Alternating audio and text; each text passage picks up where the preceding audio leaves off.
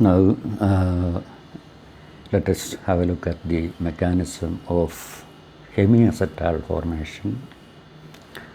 Now, initially, H positive from HCl gas unites with oxygen using its lone pair.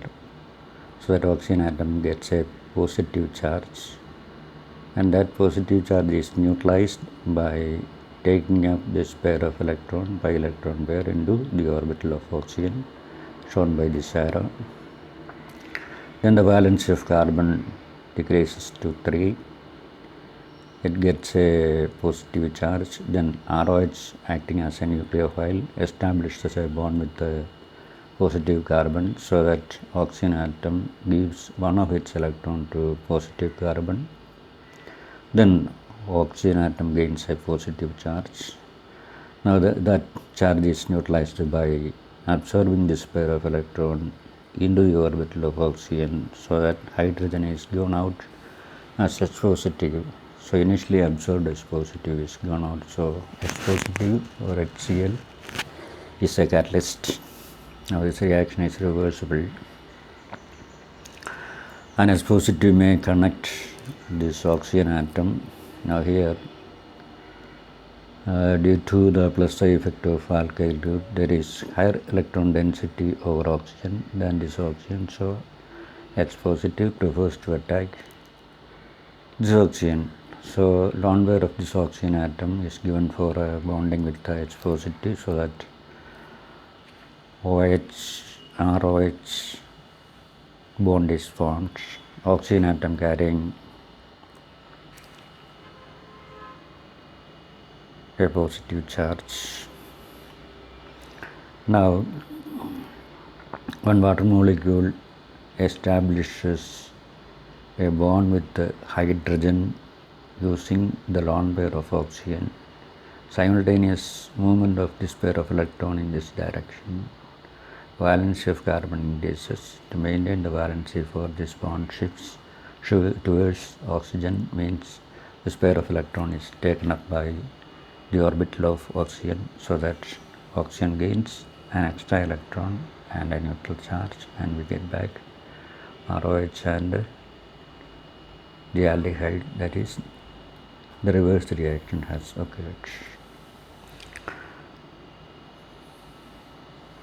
Now one thing is that addition of H positive to oxygen increases the electrophilic character of carbonyl carbon, because there is, when positive oxygen forms by contact with H positive, there is a greater tendency for positive oxygen to pull this electron, so that the partial charge over this carbon is increased, and there is a greater tendency for this carbon to accept a pair of electrons, so that electron loving nature of this carbon is increased by addition of H positive.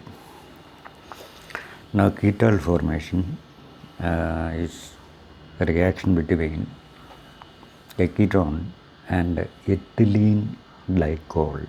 Gly means 2.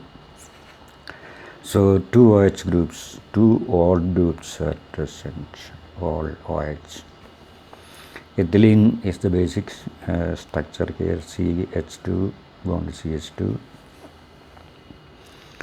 and this product may be obtained from ethylene by reaction with the permanganate, dilute permanganate, addition of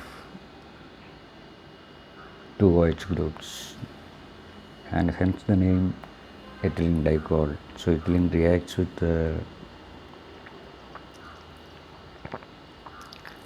a molecule of water and a nascent oxygen in presence of alkaline gamma form.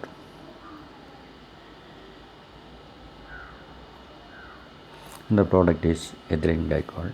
So that is how the name is formed, the parent compound being ethylene in this case. Actually, according to IUPAC, the parent should be ethane.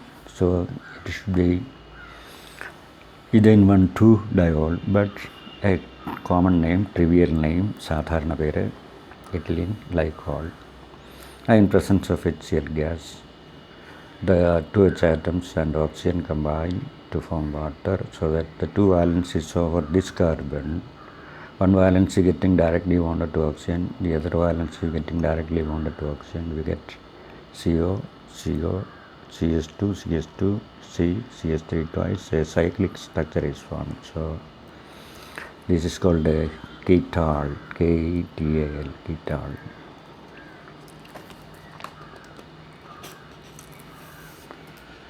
Now addition of ammonia.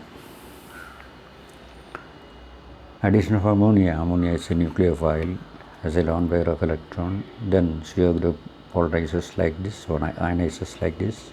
Carbon gains a positive charge, and the lone pair of nitrogen is given to this carbon.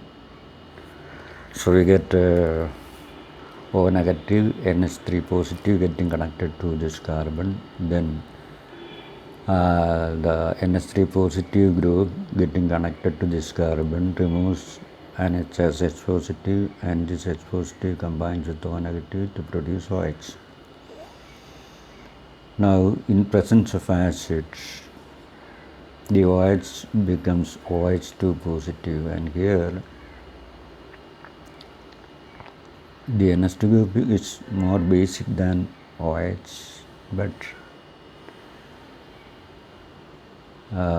there is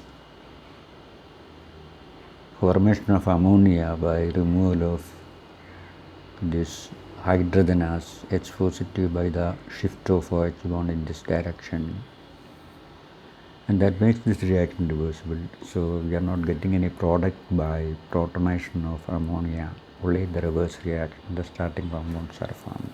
So when NH2 group is getting protonated, what we get is NH3 positive, and then an OH2 molecule may donate its pair of electron here.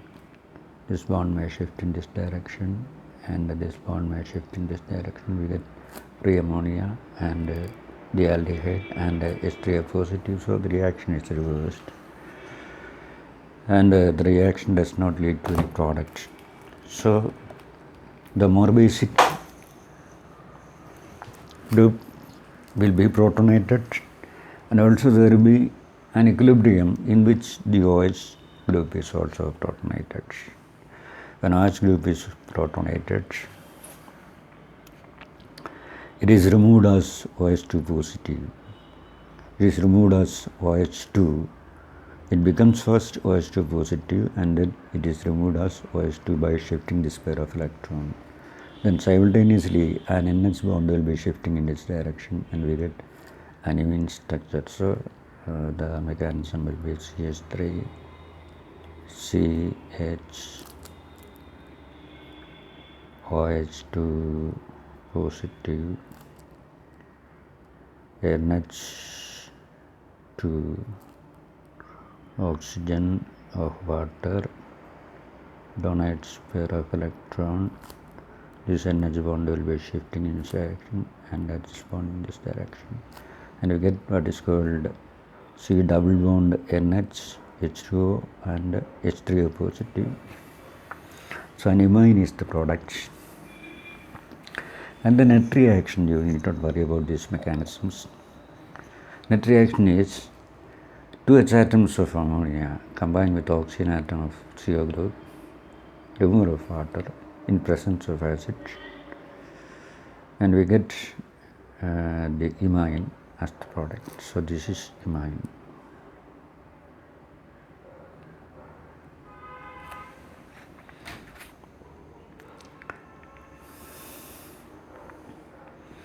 Now this mechanism is given here. The primary amines, shifts bases are formed. So any aldehyde or ketone, any primary amine can be aromatic or aliphatic. The reaction in presence of acid to remove a molecule of water like this.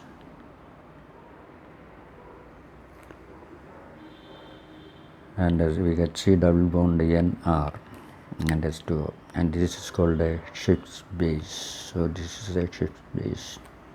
So it is a common name given to the reaction product of a carbonyl compound, an aldehyde or ketone with an amine.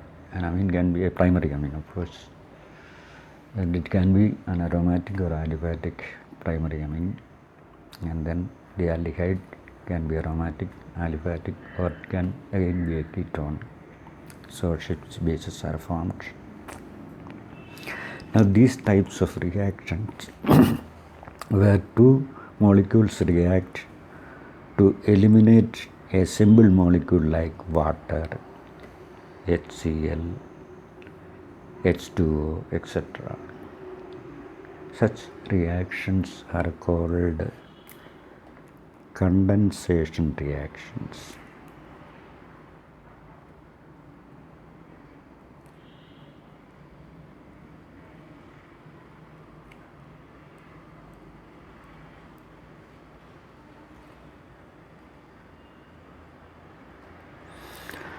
So condensation reactions are reactions in which two molecules react to eliminate a simple molecule like water, NaCl, H2O, etc.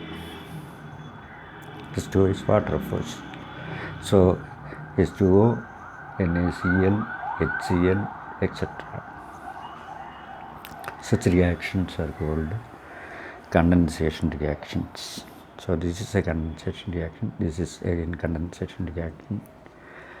Now such reactions occur with the aldehydes or ketones and certain other reagents which are derivatives of ammonia, and one such derivative is called hydroxylamine. There is hydroxyl group and primary amino group, and this compound is called hydroxylamine.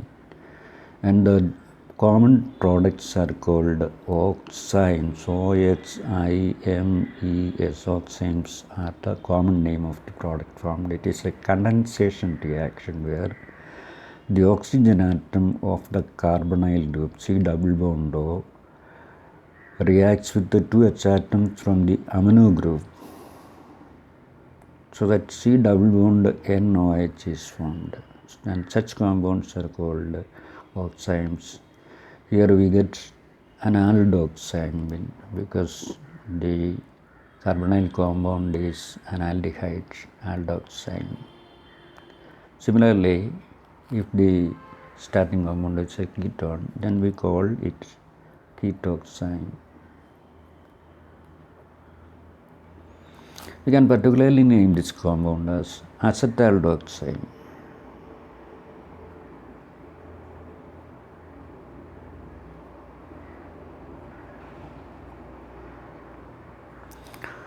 So anyway, general name is enough, oxime. When hydroxylamine is used as the reagent, all aldehydes and ketones, of course, will condense to form oximes.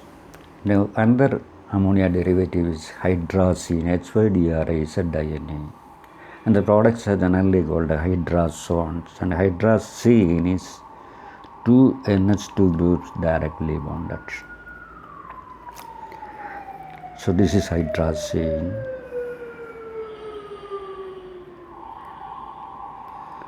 There in condensation occurs, so that a molecule of water is removed and we get CH3CH double bond NH2, and such derivatives are called hydrazones, HYDRAZONE. So we get a family of compounds called hydrazones with hydrazine. The reaction is known as condensation reaction. Now derivatives of hydrazine are there. Phenylhydrazine is there, 2,4-dinitrophenylhydrazine is there. Now before coming to those reactions, we will consider one particular derivative called semicarbazide, ACMICARBAZIDE, semicarbazide. It is NH2CONH2. It can be considered as a derivative of ammonia. Their one H atom is replaced by NH2CONH. See, NH2CONH2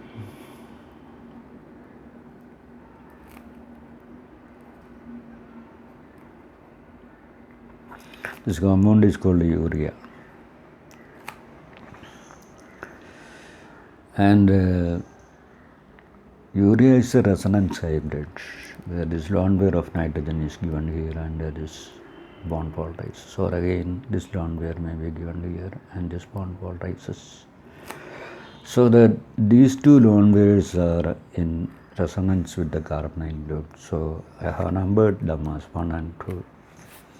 Whereas the third lone pair is available for nucleophilic reaction, so that this lone pair unites with the carbonyl carbon.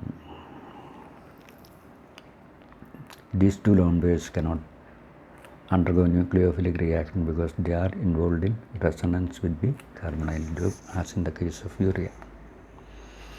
So this nitrogen donates pair of electron to carbonyl carbon, and then simultaneously these two H atoms are removed as molecules of water, so that semicarbazide is a resonance hybrid.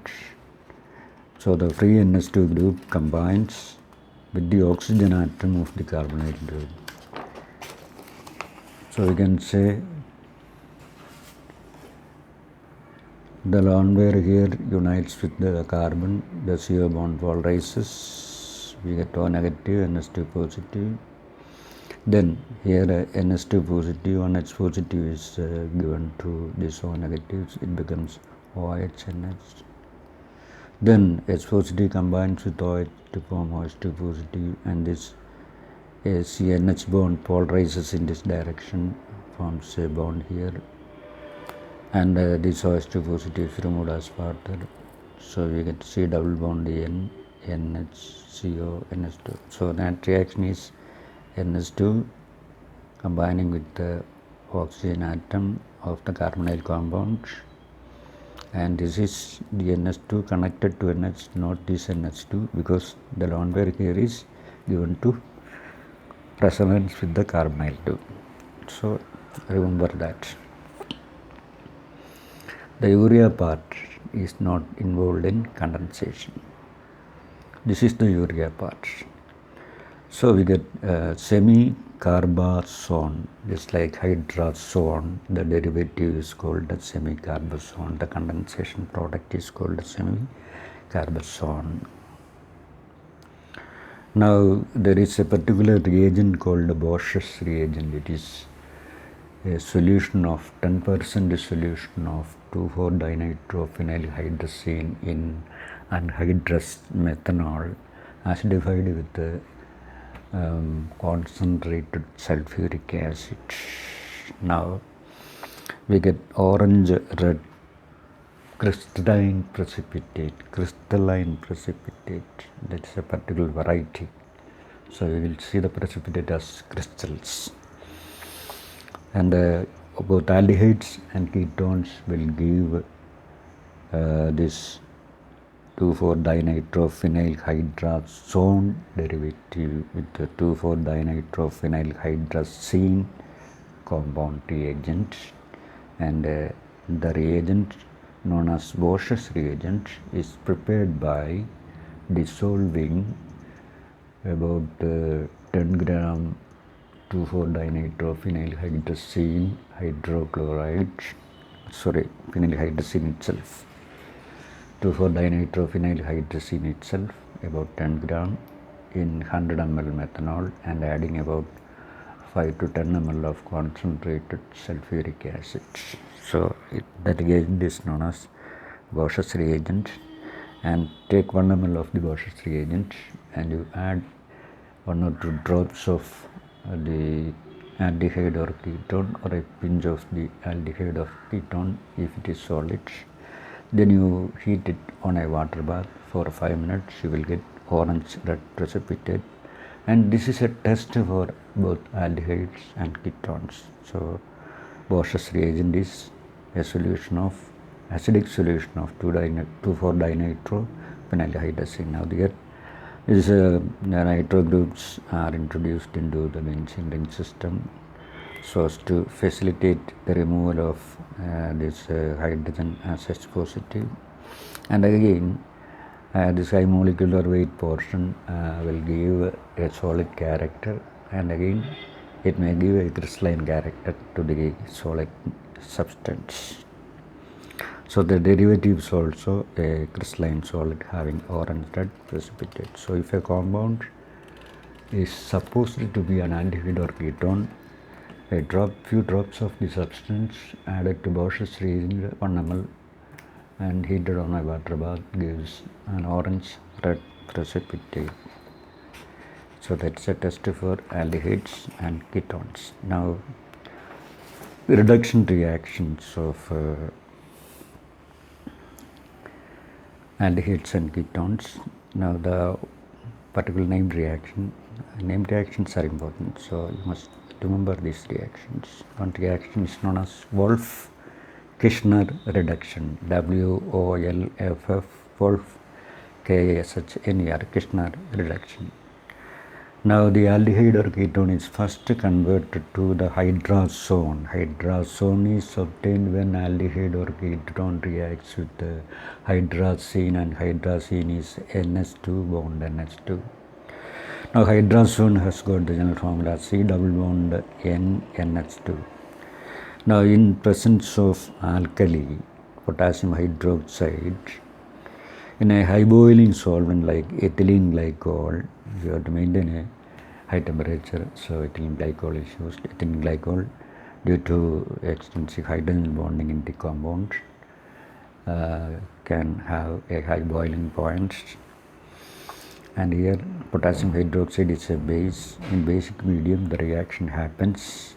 Now initially OH negative establishes a bond with the H of NH2 so that H positive is getting removed, and this NH bond shifts in this direction, and then the valency of nitrogen is increased to 4. To maintain the valency to 3, this bond will shift towards carbon, means the pair of electron will enter into the orbital of carbon, giving it a negative charge, and that negative charge combines with H positive from water so that OH minus is given out. So you get a CH bond, and this double bond becomes a single bond N, and here we get a double bond NH. Now this reaction repeats again, OH minus attacks here, then NH bond is shifting in this direction, then this bond will be shifting over carbon giving C negative, and then another molecule of HOH will combine, will react with C negative, where OH negative is removed and negative charge of carbon is given to H positive, making it a CH bond so that a CH2 group is created. Now net reaction, what is net reaction? You can say RC R dash double bond N NH2. A molecule of N2 is removed in presence of base, and these valencies over carbon are connected to the remaining H atom. So a CO group is converted to CS2 group by this reaction. If you take an aldehyde or a ketone, you prepare the hydrazone derivative by reaction with the hydrazine, and then heat it with the potassium hydroxide in a high boiling solvent like ethylene glycol. Then the CO group can be turned into CS2 group. That is, CS2 group is called methylene group.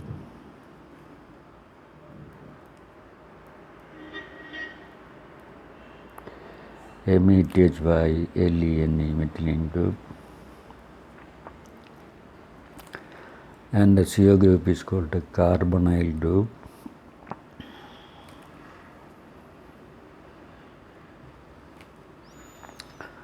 So Wolff-Kishner reduction is the conversion of a carbonyl group in the methylene group. The carbonyl group is first converted to hydrazone with the hydrazine and then heated with the potassium hydroxide base in a high boiling solvent like ethylene glycol. So that is one method for a conversion CO group into CS2 group. Another method is there that is called Clemenson's reduction, CLEMMEN-SEN, Clemenson's reduction. And the aldehyde or ketone is treated with a zinc amalgam and concentrated hydrochloric acid. Amalgam is a solution of metal in liquid mercury. Zinc amalgam means zinc metal dissolved in mercury. Now, zinc metal, when dissolved in mercury, it's a solution of a metal in another metal, that's all. In a solution, the metallic atoms are far apart so that the reactivity is decreased. And again, concentrated hydrochloric acid will react with the zinc, producing nascent hydrogen, that is hydrogen in the atomic state, highly reactive, and will reduce the CO group to CS2 group, the oxygen atom being converted to water. So altogether we need 2H and 2H, 4H, so oxygen, H2O and C to CS2. So that is simple Clemenson's reduction, zinc amalgam and HCl, the reducing system. Now oxidation reactions, and there the oxidizing agent is called ammoniacal silver nitrate or Tollens reagent. Now Tollens reagent is prepared by adding sodium hydroxide drop by drop to silver nitrate solution. You take silver nitrate solution, about 1 ml silver nitrate solution is taken, then sodium hydroxide is added drop by drop till you get a permanent precipitate of silver hydroxide. Then you add ammonium hydroxide solution drop by drop till you get a clear solution, and this clear solution is a complex called the silver amine complex, AgNH3 twice positive. So this is silver amine, AMMINE, amine complex called. And then that is called silver nitrate. You add a drop of the aldehyde or a drop of the ketone or a pinch, a very small amount of the aldehyde or ketone if it's a solid. If it's a liquid, you take one or two drops. Then heat this or warm this on a flame or heat this for 5 minutes in a water bath. Then you get a bright silver mirror along the inner sides of the test tube. So the inner wall of the test tube will be coated with a coating of silver as a precipitate. Now the reaction is an oxidation reaction where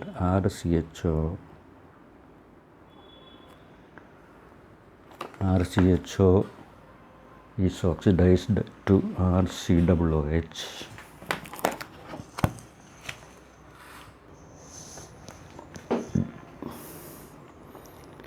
RCHO is oxidized to RCOOH.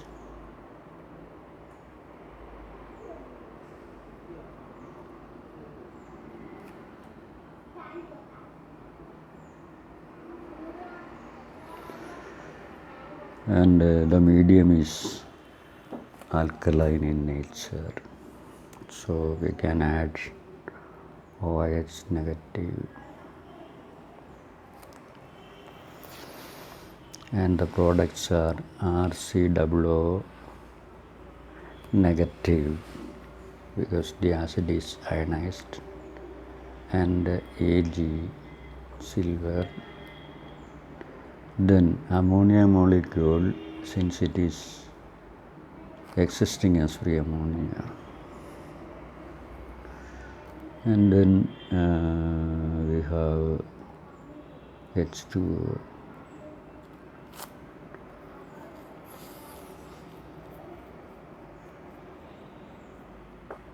Now we need 2 AgNO3 and 3 OH. So we get 2 Ag and altogether 4 NH3, of course.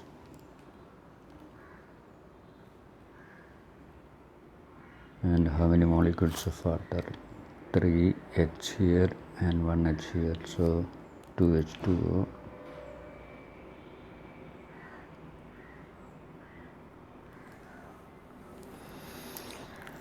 Now it's a redox reaction.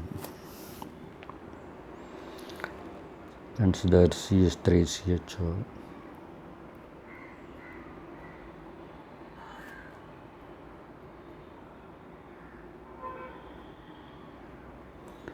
Now here hydrogen is less electronegative than carbon, so its oxidation state is +1 everywhere.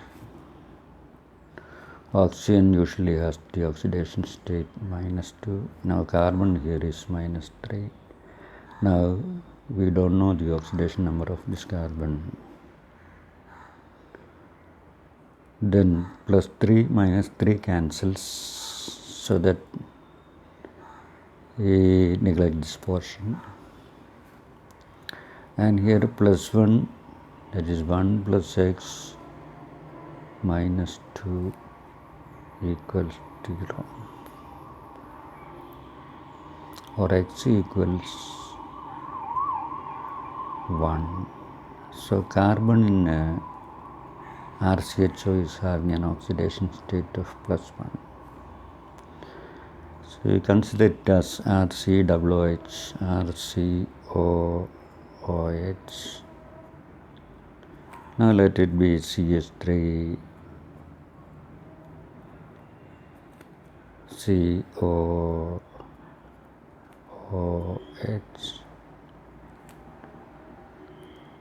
Here hydrogen has +1 state. This hydrogen is +1, oxygen is -2, here oxygen is -2, here this carbon is -3. Now we can neglect this because +3 and -3 cancel. Let it be X for carbon oxidation state. Then we can say X -2 +1 equals 0. So X equals -4 +1, that is X equals +3 from this equation. So carbon here is +3. Now silver here is +1 getting converted to silver 0. In the oxidation state is 0 here. Here it is silver +1. The charge of ammonia is having no charge, so silver is +1.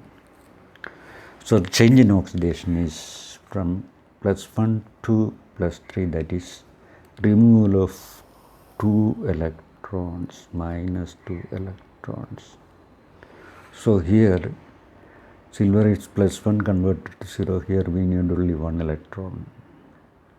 But 2 electrons are released during conversion of RCHO to RCOO-, where it is RCOOH or RCOO-. The oxidation state of carbonyl carbon is the same, that is +3.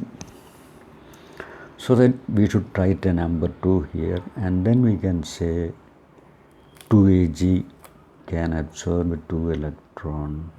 So that is the way of balancing this equation. And then since the reaction is conducted in alkaline medium, we have to add OH negative and H2 and or H2O to either side of the equation to balance the number of hydrogen atoms. Now, for balancing number of hydrogen atoms, we add 3 OH negatives, because here when 2 positive 1 charges are there, here we are having only negative 1 charge for Rc negative. So to equate the charges on either side of the equation, we have to add negative ions, and free negative ions available in the medium are hydroxide ions. So to make 2 positive charges to negative 1, we have to add 3 OH negative. So 3 OH negative. Then charge is balanced. First oxidation state is balanced by changing the coefficient of the reactants or products. Now balance the charge on either side of the equation. Here 2 positive charges and here only negative 1 charge. To make the charges on both sides equal, we can equate the negative charges by writing 3 OH negative, so that 2 positive plus 3 negative is negative 1. So then you have to equate the number of hydrogen and oxygen atoms by adding water on either side of the equation. That is the way of balancing redox reactions. So this complicated equation may be written, or you may simply write the equation RCHO plus Ag2O giving RCOH plus 2Ag, where 2Ag is getting precipitated, and this is called a silver mirror. So silver mirror.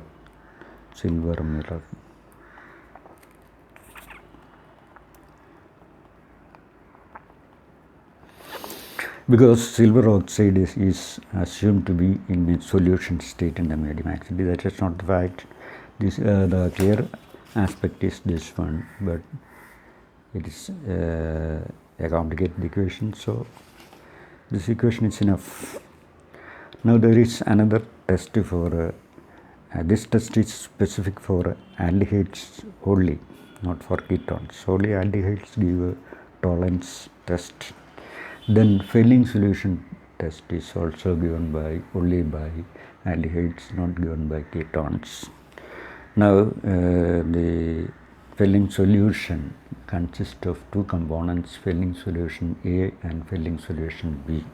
Fehling solution A is acidified copper sulfate solution, and Fehling solution B is alkaline sodium potassium bitartrate solution. Sodium potassium bitartrate solution. You mix equal volumes of Fehling solution A and Fehling solution B, and then you add, as usual, a few drops of the liquid if the aldehyde is a liquid, or a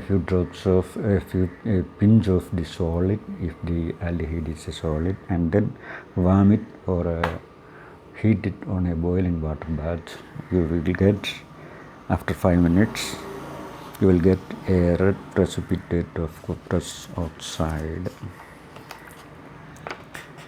Now the reaction simply may be written as 2CuO plus RCHO is cupric oxide, and Fehling solution A and B when mixed, we consider it as a solution of cupric oxide.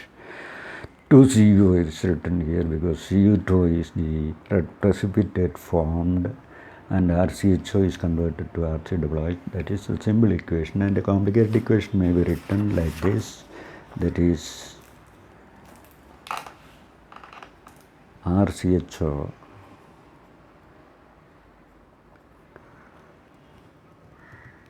plus 2Cu2 positive plus 5OH negative giving RCOO negative and Cu2O and 3H2O. This is again a redox reaction, and we have seen that in the case of aldehyde, the carbon atom is in +1 oxidation state. We have calculated it. So RCHO where this carbon in the +1 state is converted to RCOO negative, where the carbon is in the +3 oxidation state. So Cu2 positive is converted to Cu2 positive, Cu2O. So 2Cu2 positive is converted to Cu2O, and here it is cuprous ion Cu2O 2 positive, 2Cu having 2 positive charges. So altogether how many electrons are needed? See here, 2 into 2, that is 4 positive, here 2 positive, so 2 electrons are needed. So RCHO is converted to RCOO negative, then here 2 electrons are removed from this carbon to get positive 3 oxidation state, and here 2 into 2, 4 positive charges are there, it is converted to 2 positive, for that 2 electrons are absorbed. So we need not change the numbers here, these numbers need not be changed. Then you have to get the charge, and here 2 plus is oxidation state, not the charge. Cu2O is a red precipitate. Then here we are having a negative charge, RCOO negative, and here we are having 2 into 2, 4 positive charges, and we can equate the number of negative charges because we are having hydroxide ions. If it were an acidic medium, we should have equated the number of positive charges. This is alkaline medium, so we have to equate the number of negative charges on either side by adding OH negative. And if I add 5 OH negative here,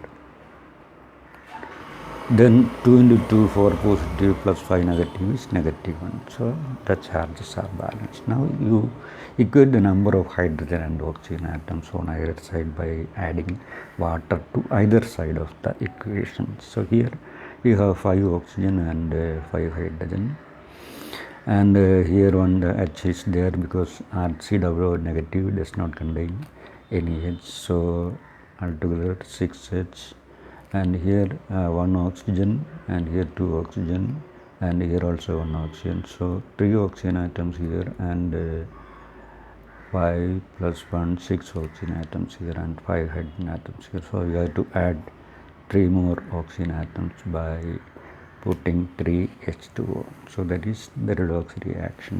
So it is a reduced process. Anyway, you can write a simple equation like this. Now let us stop here. Thank you.